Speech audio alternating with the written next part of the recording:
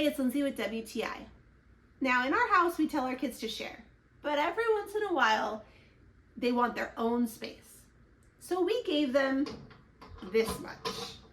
So my kids love that they have their own space. Their special things, the things that they want to keep safe, they now have their own spot for.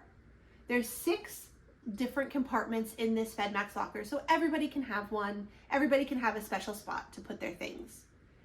But it's not just limited to that. This is very versatile. You could use it in a home gym.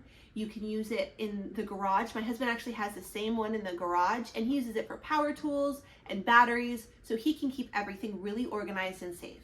I love that it has a lock on it, so if you want to put a lock on this, you can keep things in there safe and you're not gonna have to worry about it. Something else that's really neat is that it's ventilated, so if you're using it in a home gym and you're putting workout clothes or shoes, it's gonna keep it well ventilated and it's not gonna start to stink. My husband really liked the fact that it had a pre-drill hole at the top, so he was able to mount this to the wall and it's safe and sturdy for the kids. If you're looking for an area that is gonna give your family just a little bit of personal space to keep your things, I highly recommend this Fedmax locker system. We love it and I think you will too, but that's just my point of view.